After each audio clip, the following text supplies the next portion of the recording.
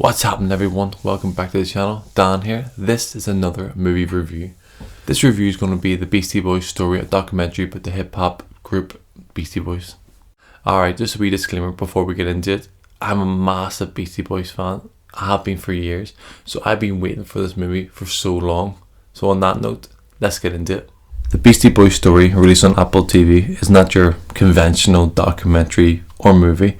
The documentary is more of a show, a stand-up show, presented by Adam Horowitz and Michael Diamond, aka Ad Rock and Mike D. The documentary is directed by Spike Jonze, who also created the video for Sabotage. Ad Rock and Mike D takes us through the origins of Beastie Boys, from punk beginnings, transitioning to hip-hop partygoers to mainstream musicians. What really surprised me in this story was the amount of struggle and pushback they took and got for themselves, and how they became a band they didn't like anymore and became people who were unrecognisable to the people who they were at the start of the band.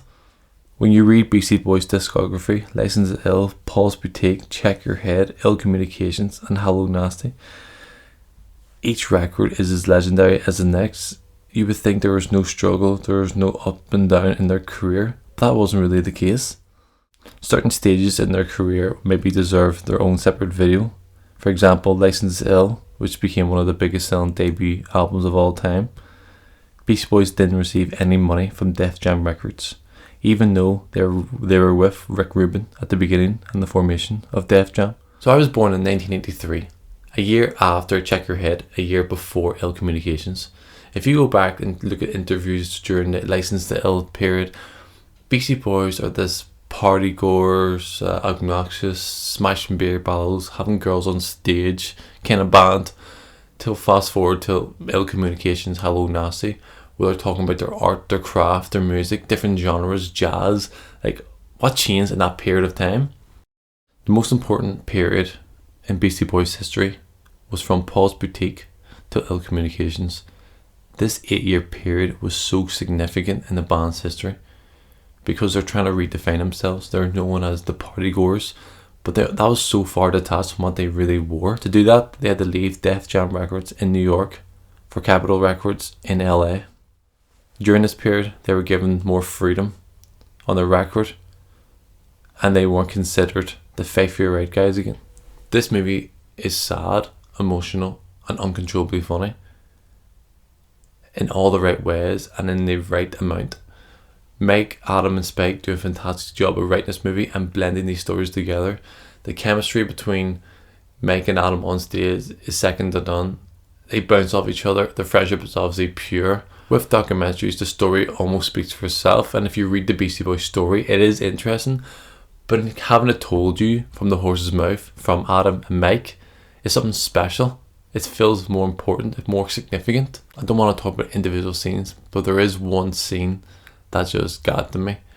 Ad Rock walks to the front of the stage and sits down and starts discussing the last performance of Beastie Boys. When you see it, you'll know what I mean. But this movie is great. It's one of the best documentaries that I've seen. It isn't your conventional documentary. It's different.